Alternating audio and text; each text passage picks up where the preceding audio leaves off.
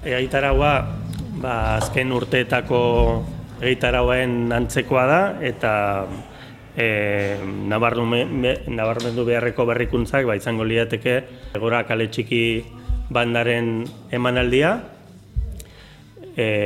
baita ere aurten ere iaz kale egin zuen programan, baina gerristak eta lasterketa izan genula, eta aurten izango dugu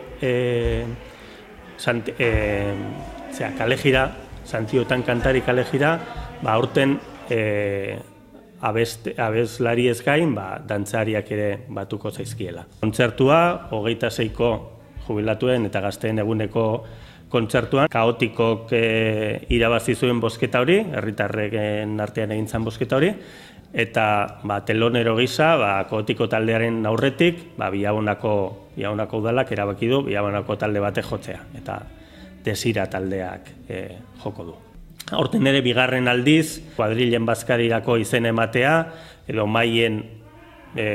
mailak emateko urrenkera hori zozketa bidez erabakiko da. Iaz bezala eta bigarren aldiz eukiko deu jazz emanaldi bat. Aurten artista internazional bat ekarri deu, Deborah Carter, eta bihar hemen Bilabonan eukiko dugu.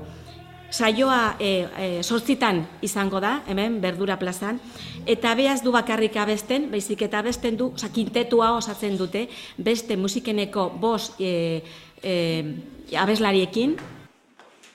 Jaiak errespetuz bizi eta tolerantzia bultzatuz igarotzea eskatu nahi nuke. Iaz abiatu ginen kontzientziatze eta prebentzio lanarekin jarraituz, sexu erasoen eta biolentzian matxistaren aurkako kanpaina indartu nahi izan deu. Jaietan, zehar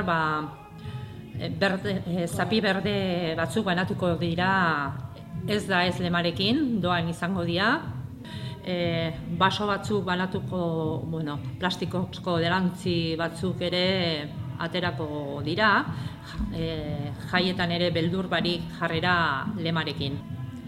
Prebentzioaren atalean ere, udaltzaingoarekin eta ertzainarekin kolaborazioan jaietako egitarauan orrialde bat erantzi dugu. Bertan erasotuta sentitzen diren emakumeak non jartzen duen nola jo dezaketen eta zer egin behar duten ere bai laguntzeko. Eta gainerakoan nire desio da jaietan parte hartuko duten bilabonatar eta etortzen zaizkigun kanpotar guztiek ondo pasatzea eta errepikatzeko gogo hori piztea espero dugu.